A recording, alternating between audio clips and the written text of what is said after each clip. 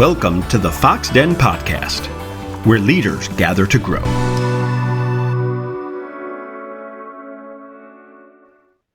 Hey everybody, Randy Fox here. Welcome to another great conversation here in the Fox Den, where leaders gather to grow. I'm so excited today. Alyson VanHooser is with us. She is like a bright side of energy. Like I think I have a lot of energy. She has so much energy, a great spirit. She's a wonderful speaker. And we're going to talk a little bit about a book that came out that I read last year called Infinite Influence. And it really touched me. Alyson, thanks for being with us today. Randy, I'm excited to be with you. You mentioned that you read that book last year. I think it's never been more relevant than ever, sitting here in the second quarter of 2025. So I'm excited to provide some value to the listeners today. Yeah, it is, right? Because, I say this all the time. Leaders come in a variety of different shapes and sizes, and whether people realize it or not, everybody has the capacity to be a leader. It's not a title, a position. It's not about power, background. And that's really some of the things that you start to get into, with your speaking. By the way, Alyson's on stages all over the place and has a lot of training offerings as well as coaching. But let's talk about a little bit about this influence that you talk about infinite. Like where does that begin for that person out there that says, I don't even think I'm really a leader of any influence. I'm struggling with bosses that lead differently than I would wish, or whatever that combo is, where there's some doubt that they don't think that they have that opportunity to influence the world around them. Yeah, I think when it comes to whether you're filled with doubt, if you don't know if you have the ability to lead and to drive results through a team, or if you've been in leadership for a long time and what you've done in the past has always worked, and you're finding that as we move further into 2025, that you said leaders come in all different shapes and sizes, and we're learning that so do teams.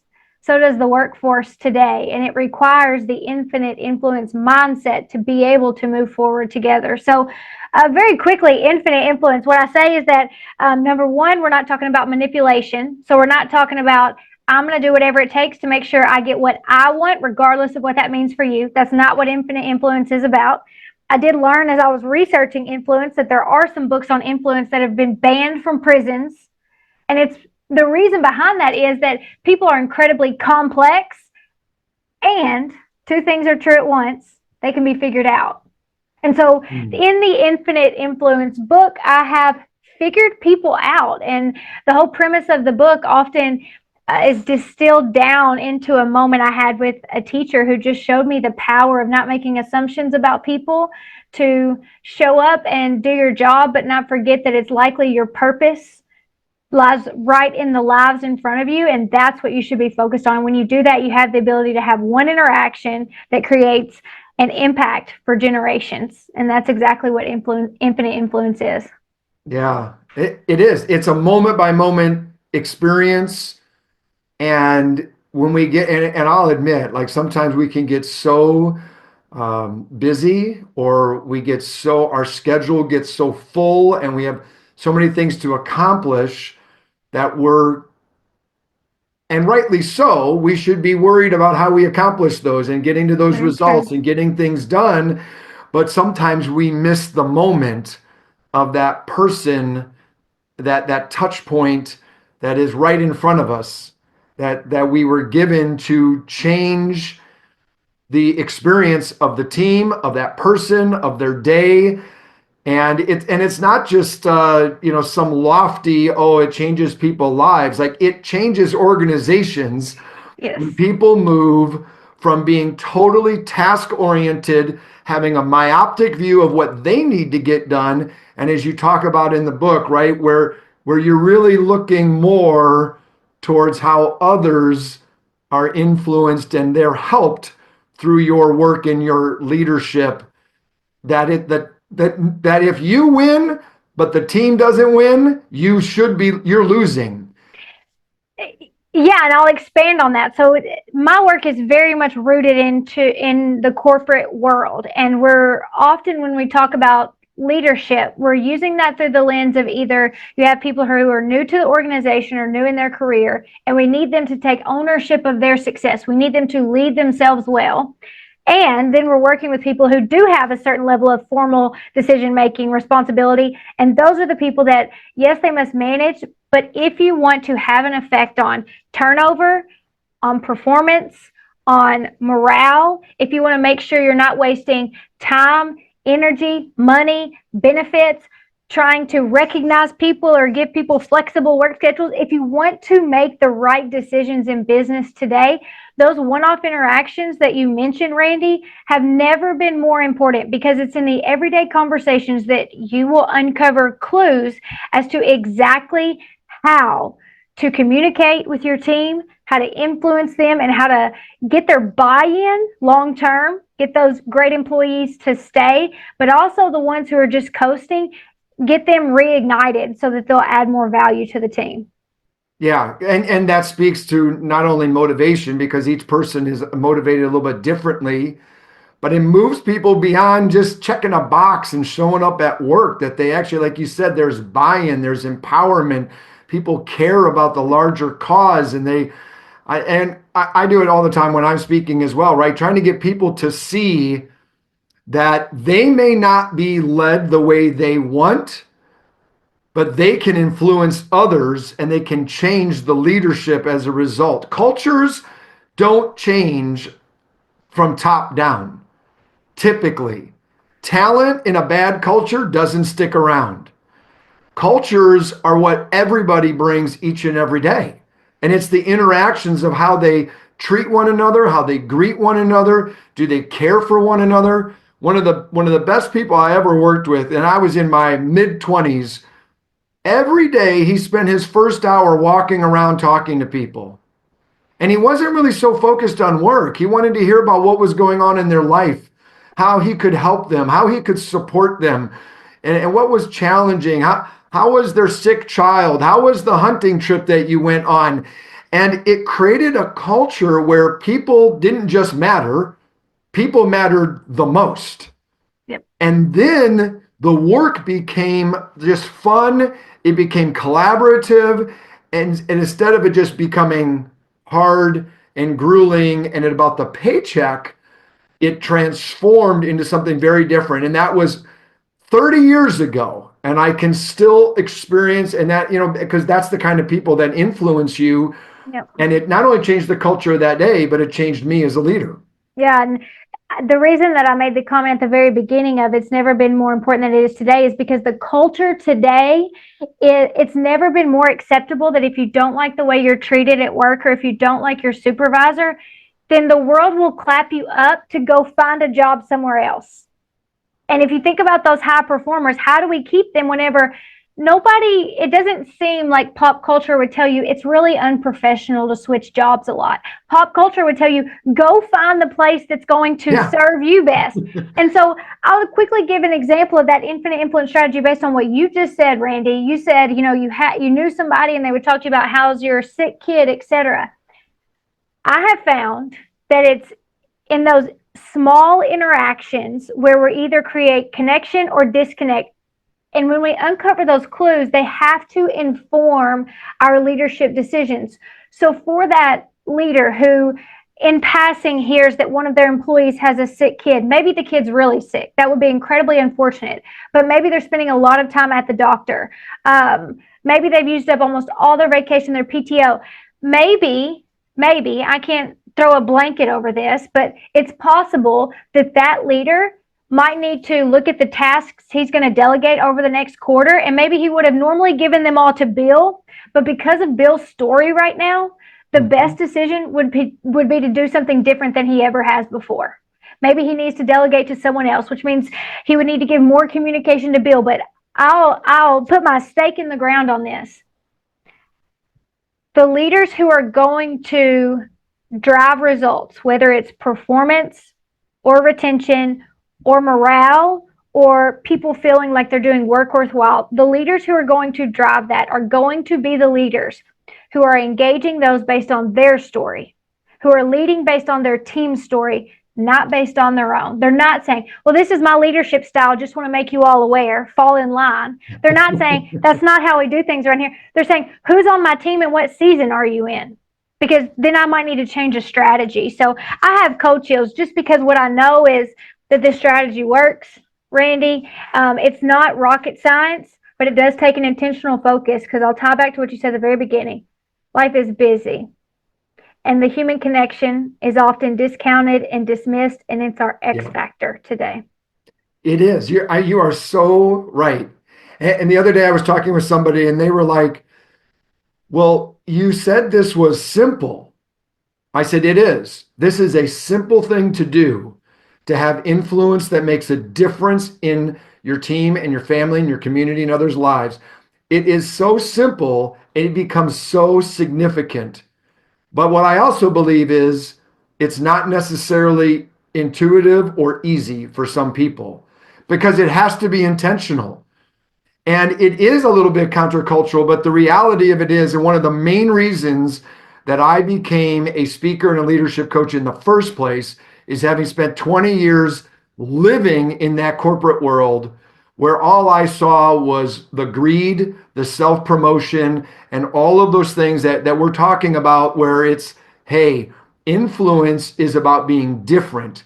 And at the end of the day, you can still have incredible profit results, and you get the benefit of maintaining your talent. And even more so, they will tell other people, and you will attract talent instead of having to spend money to find talent. People will know that you are a culture that is a place to work in, that people are respected, they are valued. And as I say, the bottom line matters, but how you get to the bottom line matters more. That's brilliant. I love that line. I want to give the listeners a takeaway. So I'm thinking, if I'm listening to this podcast, what do I do next?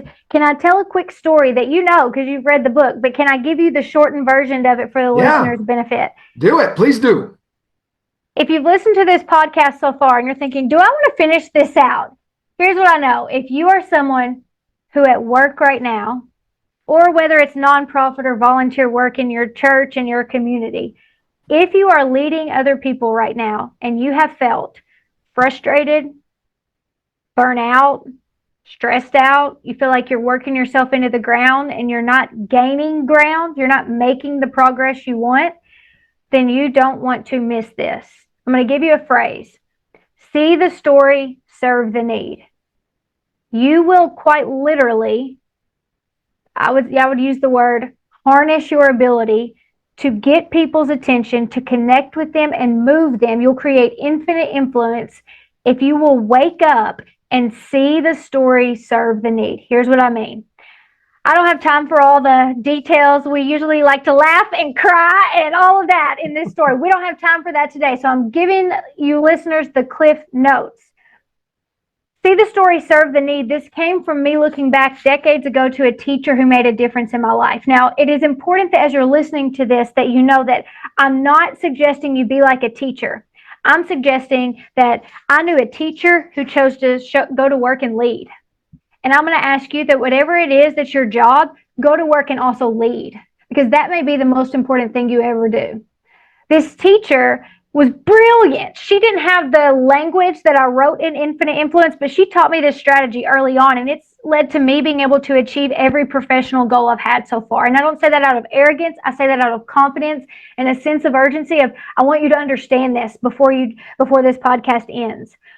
This teacher, in order for her to be successful, she needed students to learn, grow, and test well in her classroom.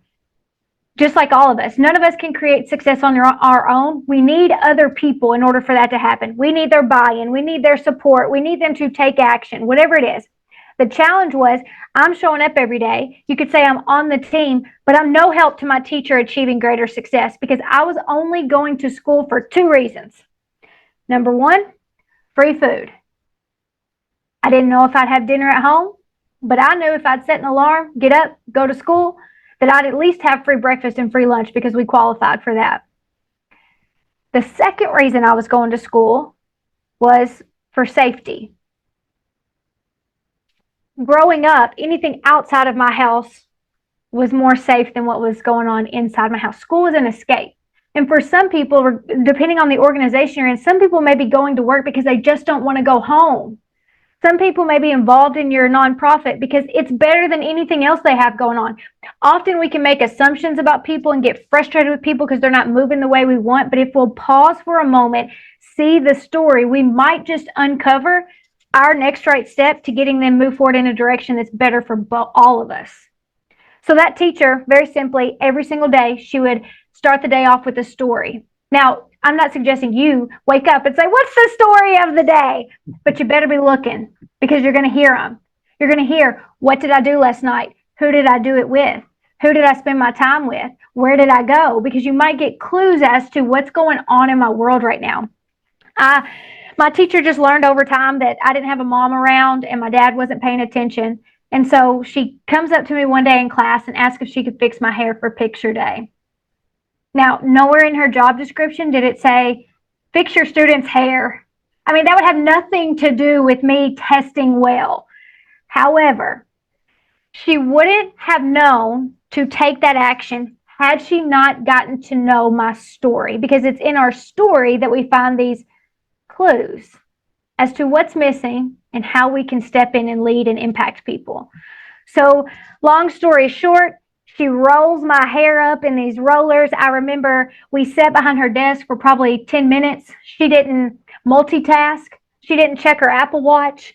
I mean, this was way back in the 1900s, but she wasn't looking at her email. She was focused on me, Randy. She was focused on me. And how often at work do we say things like, walk with me, talk with me? Or let me just check this real fast. Let me get this real quick. Yeah. Hold on just a moment. We're sending a message even when we do that to say something or someone else is more important than you. Hold on. And that's a moment of disconnect. That's not what intentional leaders do. They know that the person, I would use the words 10 toes down in front of me.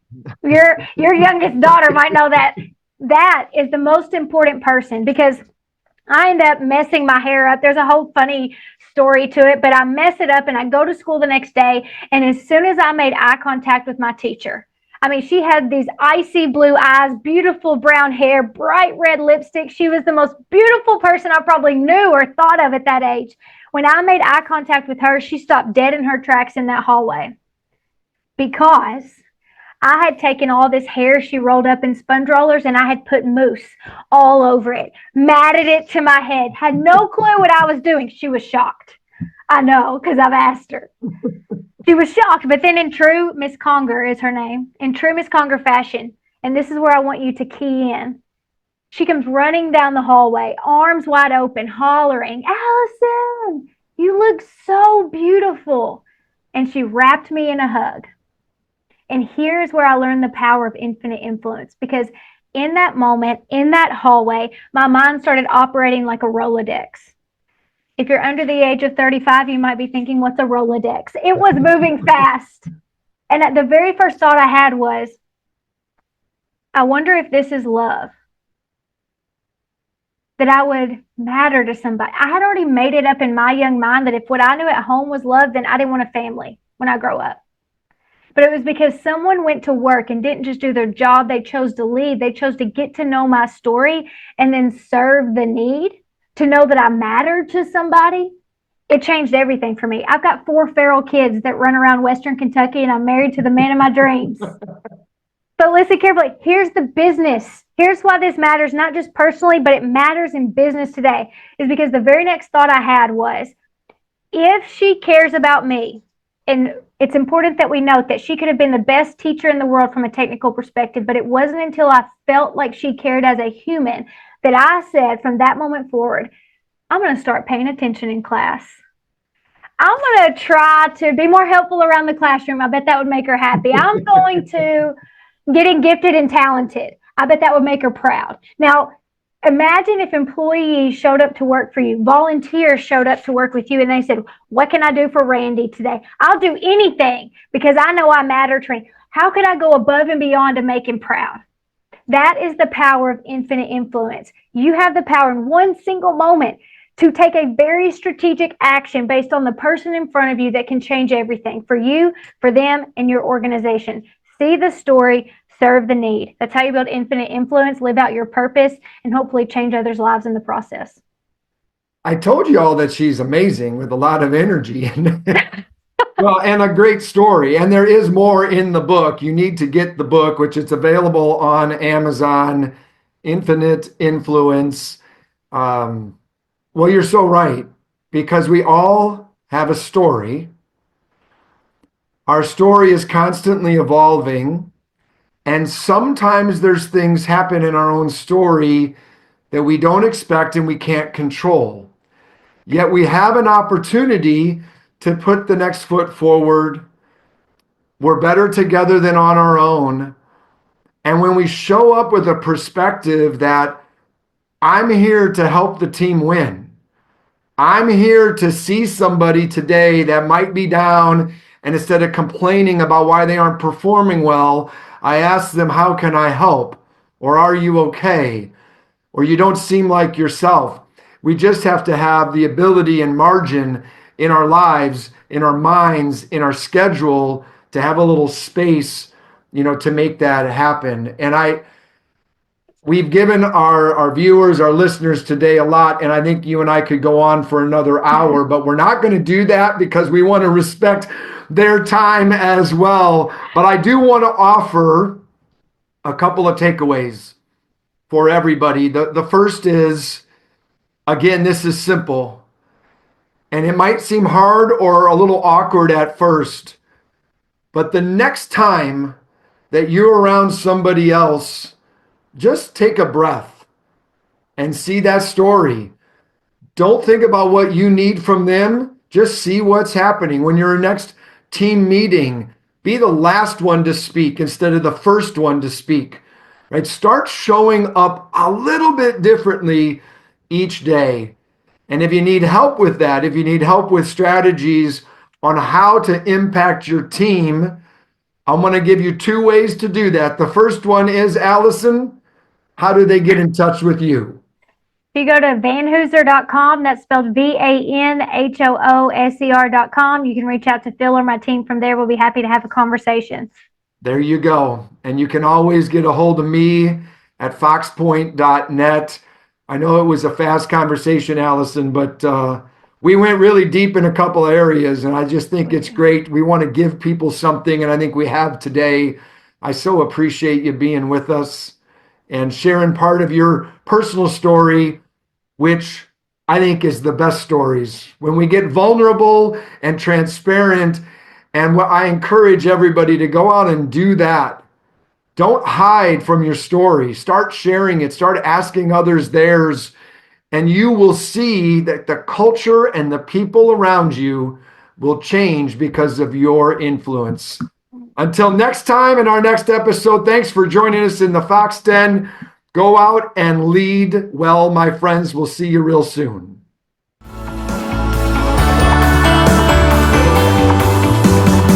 Visit us at foxpoint.net and StephenAllenFox.com.